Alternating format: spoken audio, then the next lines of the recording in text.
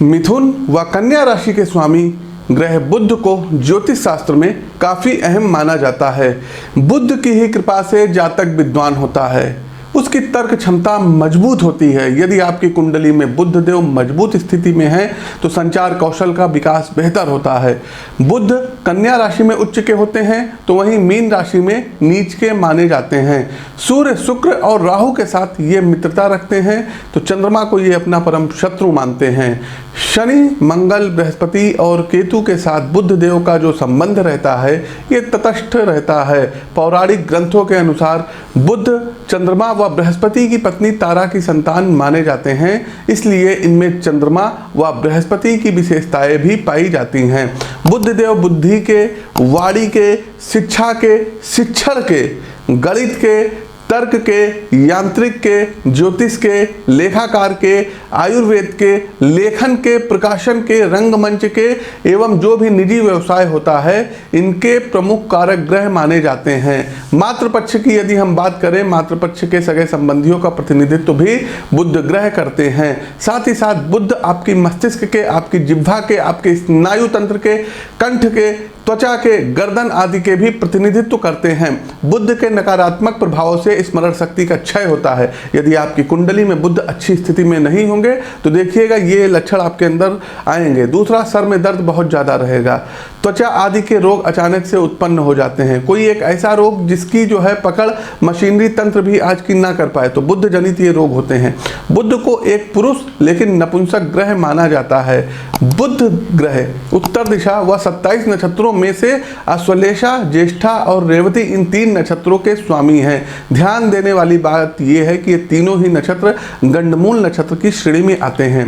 बुध 25 मई, जी हाँ बहुत बड़ा दिन है 25 मई को पूर्वाह्न में 12:04 पर अपनी राशि, मतलब ये वृषभ राशि में इस समय चल रहे हैं, बदल करके अपनी खुद की राशि मिथुन राशि जेमिनी में ये आ रहे हैं और बुध ग्रह मिथुन राशि में 2 अगस्त 2020 तक की रहेंगे।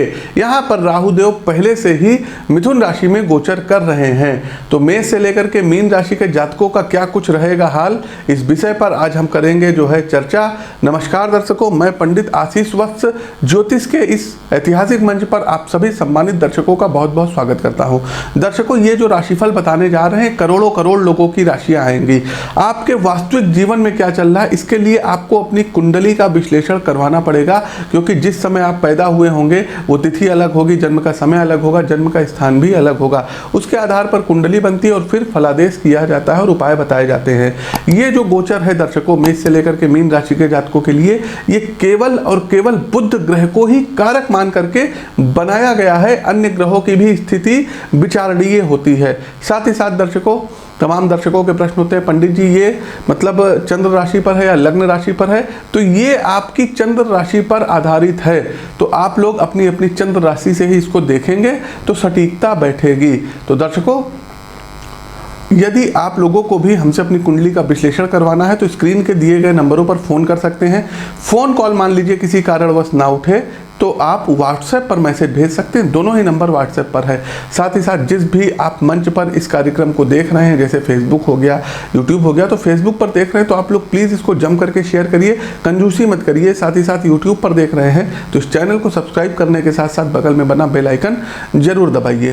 कन्या राशि के जातकों, आपके लिए आपका लग्नेश तथा दशमेश होकर के बुध योग कारक ग्रह हैं और भद्र महापुरुष नामक योग भी मना रहे हैं तथा दशम स्थान में गोचर कर रहे हैं। आपके जीवन में सकारात्मक परिवर्तन के योग बन रहे हैं। समाज में आपका मान सम्मान तथा प्रभाव में वृद्धि की यहाँ पर संभावना रहेगी। साथ ही साथ कार्य की दृष्टि से भी यह गोचर अनुकूल प्रतीत होता हुआ दिखाई दे रहा है। आपको नवीन प्रोजेक्ट्स प्राप्त होने जा रहे हैं और लंबे समय तक आप उनमें व्यस्त रहेंगे। ये बिल्कुल सत्य है, सत्य है, सत्य है। तथा उन प्रोजेक्ट्स के माध्यम से भी आप लोग धन लाभ अर्जित करेंगे। किंतु यदि आपने अपने कान और आँख खुले नहीं रखे तो आपका कोई घनिष्ठ मित्र अथवा भाई आपके कार्य में विघ्न का कारण बन सकता है। इस वक्त आपके हाथ में जो भी काम आएगा उसे आप बहुत ही आसानी से और अपने रचनात्मक क्रियाकलापों के द्वारा पूरा करते हुए दिखाई पड़ रहे हैं। कार्य क्षेत्र में काफ़ी आप लोग अच्छा महसूस कर रहे हैं। साथ ही साथ लोगों से संवाद करना, आपकी कोई बुक्स वगैरह पब्लिश हो सकती है, कोई आर्टिकल इत्यादि पब्लिश हो सकती है, और कोई नया कारोबार इत्यादि भी आप कर सकते हैं। कोई नई नौकरी में आप जा सकते हैं और उनसे लाभ प्राप्त कर सकते हैं। पारिवारिक जीवन में थोड़ी बहुत नोकझोंक हो सकती है, समस्याओं का समाधान निकालने के लिए प्रयास करिएगा तो ठीक रहेगा। वहीं बुध के इस गोचर की अवधि के दौरान माता को कुछ कष्ट हो सकता है।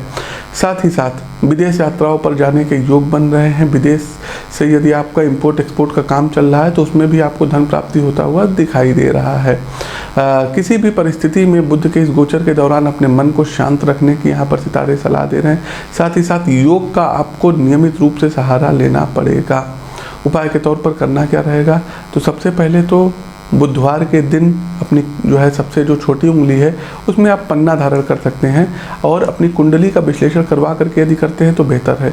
यदि पन्ना आपको चाहिए तो हमारे संस्थान से आपको प्राप्त हो सकता है, आप लोग संपर्क कर सकते हैं, व्हाट्सएप पर आप लोग संवाद कर सकते हैं। दूसरा उपाय दर्शकों ये रहेगा कि बुधवार वाले दिन हरी मूंग आप लोगों को गाय को खिलानी रहेगी। साथ ही साथ यदि संभव हो तो एक नीम का पौधा आप लोग जरूर रोपित करिए, आपके लिए बहुत ही ज़्यादा भाग्यकारक रहेगा। तो दर्शकों, कैसा लगा हमारा ये प्रोग्राम, कमेंट के माध्यम से हमें अवगत कराएं। आप यदि अपनी कुंडली का विश्लेषण करवाना चाहते हैं तो स्क्रीन के दिए गए नंबरों पर फ़ोन कर सकते हैं या दोनों नंबर पर व्हाट्सएप की सुविधा है, आप लोग जो है व्हाट्सएप के माध्यम से पूछ सकते हैं। साथ ही साथ किसी भी प्रकार के रत्नों को यदि आपको, जैसे पन्ना हमने कई लोगों को सजेस्ट किया है, यदि आपको क्रय करना है तो आप हमारे संस्थान से क्रय कर सकते हैं। व्हाट्सएप पर आप लोग जो है प्राइस इत्यादि पूछ सकते हैं। दर्शकों दीजिए इजाज़त, मिलते हैं किसी ज्ञानवर्धक वीडियो के साथ। तब तक के लिए मैं पंडित आशीष वत्स आप सभी दर्शकों से हाथ जोड़ करके विदा लेते हैं। नमस्कार।